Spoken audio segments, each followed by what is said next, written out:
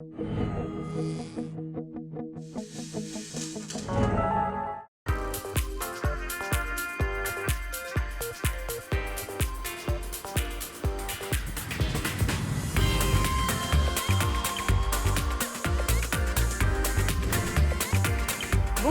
et bienvenue sur Renault TV. Si je vous dis Côte d'Azur, luxe, automobile, principauté, vous l'aurez deviné, nous allons à Monaco.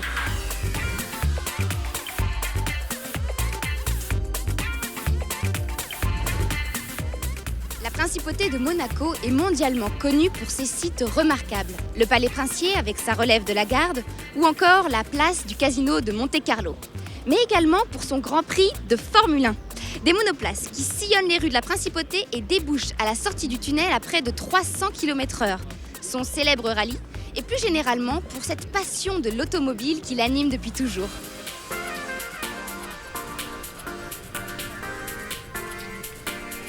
Pour débuter, allons découvrir l'incroyable collection personnelle de voitures anciennes de son Altesse Sérénissime, le Prince de Monaco. Et notamment la célèbre Floride de la princesse Grace Kelly, offerte par la régie Renault. Allez, suivez-moi. Ce n'est pas un musée d'automobile, mais une collection personnelle de voitures. C'est ainsi que le prince Régnier III de Monaco définissait lui-même les automobiles qu'il chérissait. Qu'elles soient populaires ou de prestige, et ce, quelle que soit leur époque. C'est une Floride de 1959 qui a été offerte à la princesse Grace par la régie Renault. C'est une toute première Floride. Elle est dans sa couleur vert bornéo métallisé. Elle est en état d'origine. Elle n'a pas été restaurée ni repeinte. C'est une voiture exceptionnelle. C'est une collection qui a été commencée par le prince Régnier. Il a acheté sa première voiture dans le début des années 60. Le prince Régnier avait des coups de cœur pour ces voitures. C'était des voitures qui lui plaisaient. 140 voitures, toutes en parfait état de fonctionnement, dont certaines spécialement conçues en l'honneur de la principauté. Qu'on le veuille ou non, Monaco est très lié à l'automobile. Dans le monde entier, quand on prononce le nom de Monaco, il est associé au rallye, au Grand Prix. Et ce qu'on sait moins, c'est que c'est à Monaco qu'il y a eu le premier tronçon d'asphalte réalisé à la demande du prince Albert Ier, parce qu'il trouvait que les routes étaient très poussiéreuses. Pionnière dans l'asphalte, Monaco resurface ses rues chaque année pour devenir un vrai circuit de Formule 1. Comme chaque année, Monaco se transforme pour accueillir un circuit redoutable. Une épreuve difficile de 78 tours sur un circuit étroit, entre les rails de sécurité, émaillé de nombreux pièges, comme le virage de Sainte-Dévote ou encore la sortie du tunnel. Cette course est aussi connue comme étant l'une des plus sûres au monde, grâce à d'impressionnants aménagements qui sont réalisés en amont. Pour comprendre comment l'Automobile Club de Monaco et la Principauté se préparent, revenons 2 mois en arrière au début des préparatifs.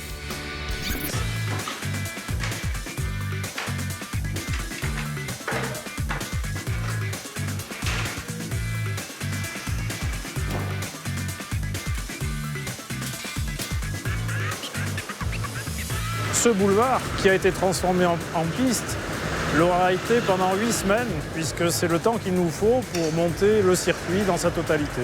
Le circuit, c'est 3 km 340, avec plus de 33 km de rails, avec plus de 2 hectares de grillage. Et tout autour, nous avons quelques aménagements qui sont les tribunes, avec 25 000 places assises pour un poids total de 2500 tonnes. Cette année, nous avons pas mal d'innovations. Pour commencer, nous avons une sortie des stands qui a été complètement modifiée. La deuxième grande modification, c'est l'arasement de la bosse qui se trouvait à la sortie du tunnel. C'est un point sensible qui a provoqué l'année dernière 3 accidents majeurs qu'on veut absolument éviter pour le futur. Ce qui fait que cette année, normalement, les conditions de sécurité seront meilleures et c'est ce que l'on essaye toujours de faire sur le circuit de Monaco. Tous ces aménagements ne se font pas sans encombre. Mais les riverains sont toujours prêts à supporter cette mutation et même y participer en devenant commissaire de piste. C'est pas un métier, c'est une passion. Donc on est sur la piste pour aider les pilotes et permettre à l'événement de se faire dans les meilleures conditions. C'est du travail, de la rigueur Sur les séances, on regarde les voitures en permanence parce qu'elles arrivent assez vite. Au poste où je suis, elles passent à 250 km/h. Donc il faut être attentif car le moindre petit incident, le moindre petit écart va arriver sur nous en moins d'une seconde. On travaille ensemble, on se protège. Quand il n'y a plus de flamme, que le feu est éteint, on revient. On a une journée entière de séances par poste où on s'entraîne sur des incidents fictifs. Allez, on y va les gars. Oh.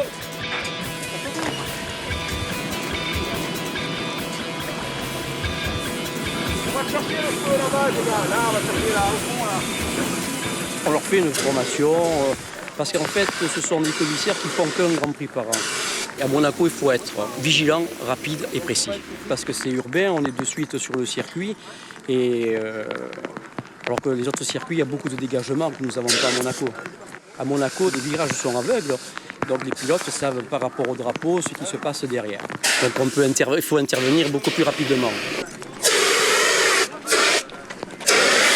On est très fiers de représenter l'ACM et l'Automobile Club lors des épreuves nationales. Ces 700 commissaires de piste, réputés pour être les meilleurs au monde, sont au service de l'Automobile Club de Monaco qui nous ouvre ses portes.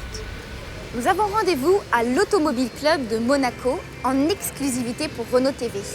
Renault qui, vous le savez, est partenaire sur les différentes épreuves de l'ACM. Allez, on y va.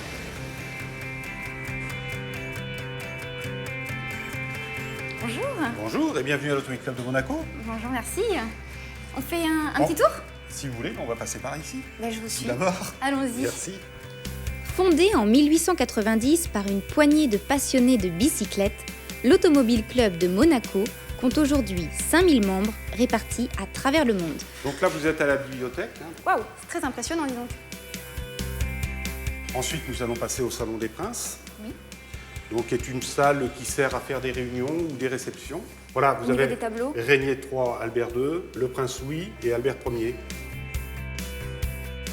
Nous voici donc dans la salle du conseil, où se réunissent tout le conseil d'administration de l'Automobile Club de Monaco, où toutes les grandes décisions et les grandes directives données par le président sont prises ici. Officialisant le statut de l'Automobile Club, le premier Grand Prix de Monaco a lieu le 14 avril 1929. C'était il y a 70 ans. Là, vous êtes aux archives. Voilà, là, on est dans les Grands Prix, vous voyez. Ah oui, effectivement. C'est très marrant de voir comment la côte L'évolution. Oui. a évolué. Vous voyez, ça, c'est le port, avec la chicane qui existe toujours, la chicane d'entrée de port. La visite se poursuit à la direction de course. C'est ici que l'ACM et la Fédération internationale de l'automobile veillent au bon déroulement du Grand Prix. Et nous y accédons exclusivement pour Renault TV. Donc ici, nous sommes à la Vous êtes direction de course. direction course, au cœur même de la course, puisque c'est d'ici que toutes les décisions de gestion de la course sont prises, puisque avec le directeur de course qui est Charlie Whiting, avec tous les gens un petit peu de l'Automobile Club de Monaco, que ce soit le directeur de course de l'Automobile Club de Monaco, Michel Ferry, que ce soit Christian Tornator qui gère un petit peu aussi la course, la sécurité, que le médecin, la partie médicale, la partie média, tout le monde est ici. C'est depuis ce poste stratégique qu'on peut décider d'arrêter la course. Ça sera à partir d'ici, Charlie Whiting se retournera, il lancera les drapeaux, donc drapeau rouge s'il veut arrêter la course, bien évidemment, drapeau vert si tout va bien, drapeau bleu en cas qu'on double, bien sûr, qu'une monoplace va se faire doubler, et ça c'est clean, donc il n'y a aucun souci.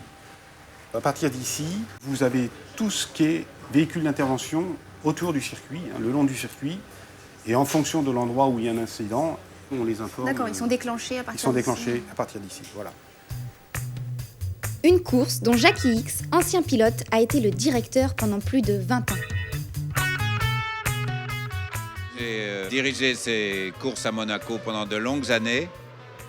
C'était formidable en responsabilité aussi, mais pour moi, c'est l'occasion de dire que des décisions ou une direction comme celle-là, c'est quand même pas trop difficile quand on est merveilleusement entouré de spécialistes. Et la raison pour laquelle le Grand Prix existe, c'est parce qu'il y a un Automobile Club.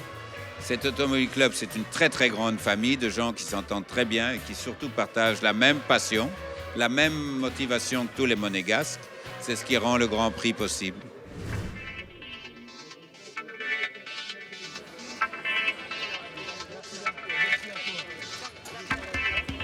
C'est dans ce cadre exceptionnel et de passion de l'automobile que Renault, pour fêter les 50 ans d'Alpine, va nous dévoiler dans quelques instants le concept car Renault Alpine A110-50.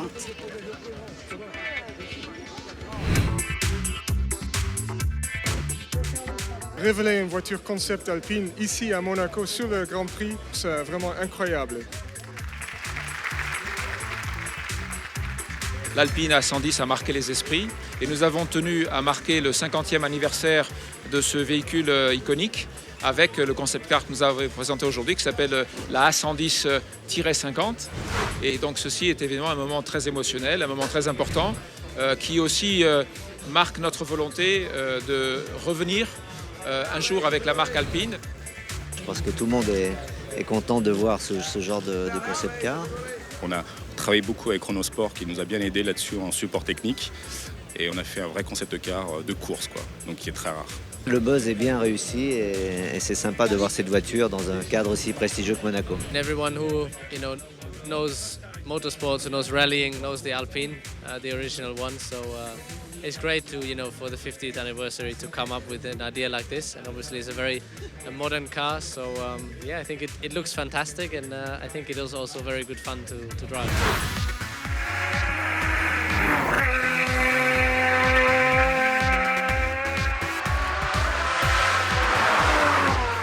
On voulait placer la voiture dans l'aujourd'hui, dans une certaine modernité et dans la compétition.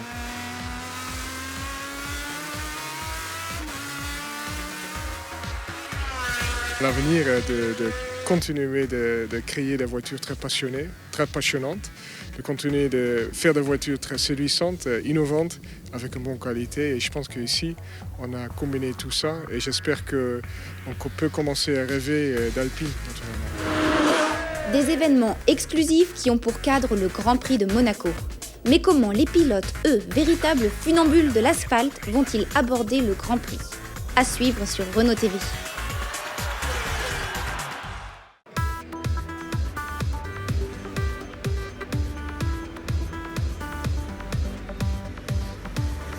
La réputation du Grand Prix de Monaco n'est plus à faire. Considéré comme l'une des courses les plus prestigieuses, le circuit de Monaco est aussi extrêmement difficile pour les pilotes et leurs monoplaces. Concentration et dextérité sont indispensables pour venir à bout des 3340 mètres de piste. Un défi à la hauteur de Renault Sport F1 et du célèbre moteur RS27. Moteur qui a déjà montré toutes ses qualités lors des précédentes courses de ce championnat.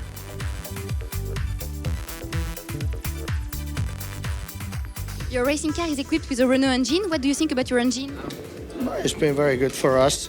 It's very drivable and the power is there. So we have had a good year so far and no problems at all. So we are very happy with the engines.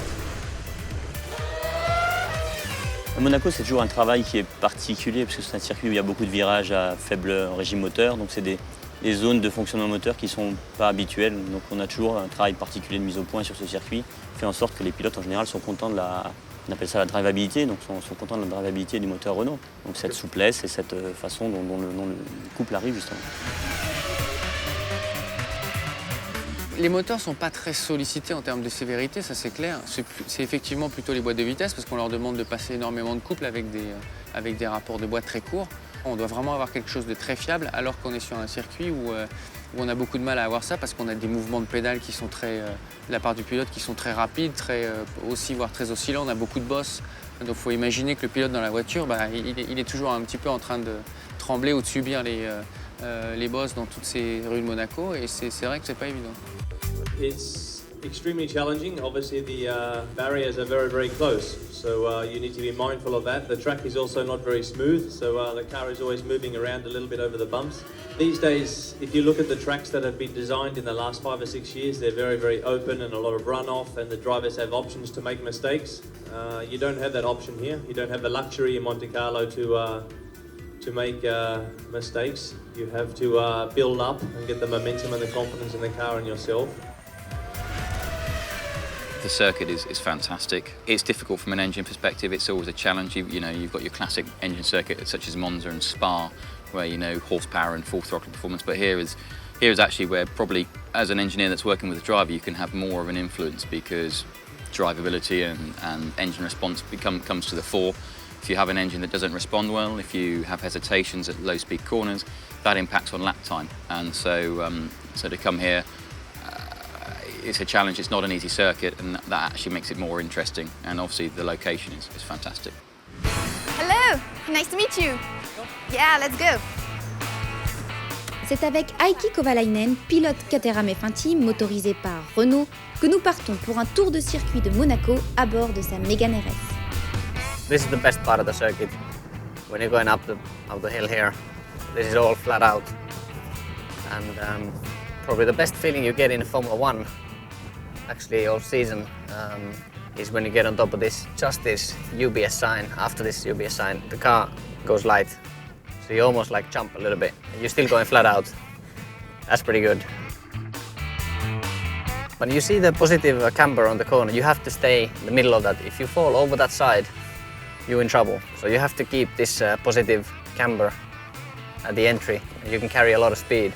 You're going 300 kilometers an hour, and you just got to make sure that you stay on this side of the track, because it's like an egg. It falls over on the other side, and if you go there, Fernando last year in the third practice had an accident here.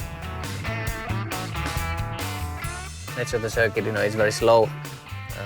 Can be low crib. You're sliding around a lot, so the engine needs to be very smooth to control, and I think Renault is known to be the best one in that.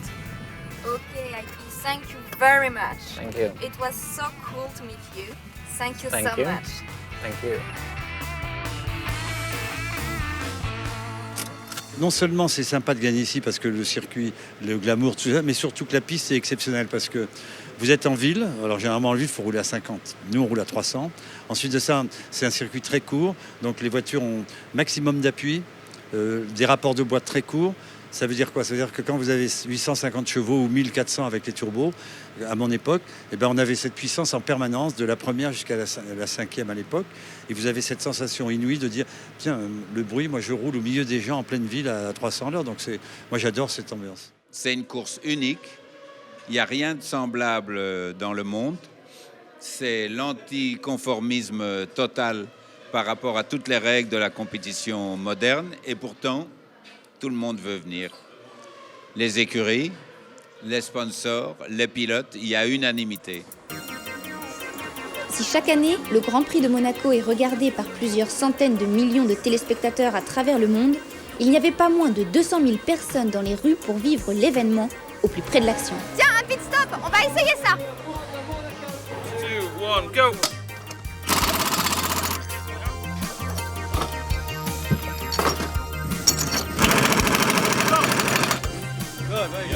Yeah. Grâce à ce simulator, on va tester le Grand Prix de Monaco.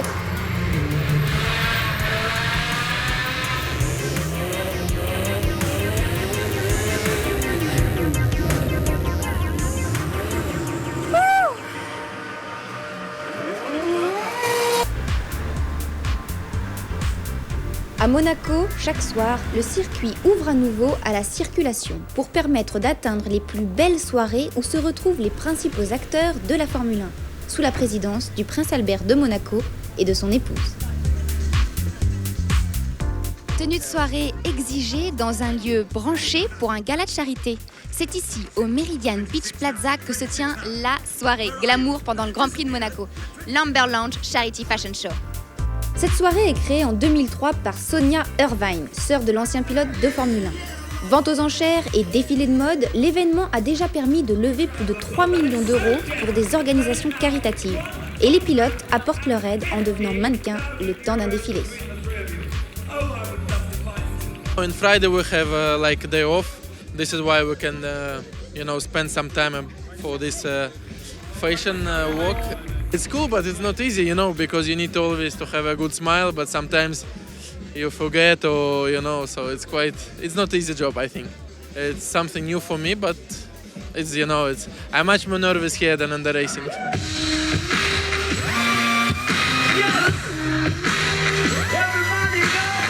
We all love to come here because it's a great place and great atmosphere, and try to switch off from the racing because otherwise your head will get crazy.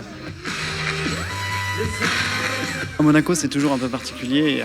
C'est un mélange de glamour, de chic, de sport automobile. C'est toujours une ambiance électrique avec un temps qui est souvent capricieux entre le beau temps et la pluie. Donc on va voir. Je pense que les perspectives pour ce week-end sont excellentes. C'est toujours un Grand Prix glamour spécial avec une atmosphère assez spéciale, un peu lourde aussi pour travailler, mais qui fait partie de la chose. Et il faut avoir un énorme respect pour ce circuit parce que sinon on est vite rappelé à l'ordre.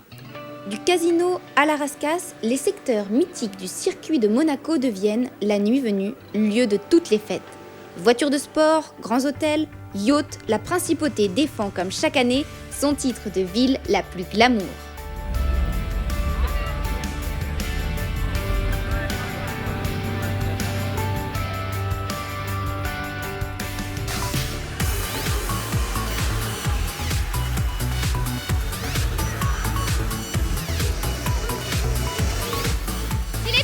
Couche tôt pour affronter la course du lendemain, la principauté, elle, fête l'événement toute la nuit.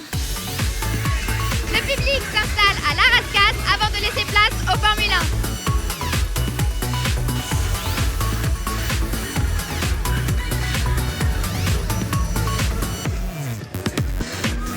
1. Après les clameurs de la nuit, place au rugissement des moteurs. Balcons et tribunes sont bondés. Les spectateurs occupent les moindres places disponibles jusqu'au jardin du Rocher. It's perfect. It's an amazing place. Kimi Räikkönen, Renault. It's a beautiful Grand Prix, the best one I think. Vamos, Pastor, vamos, que tú puedes. Para la próxima, no te sientas mal por Mónaco.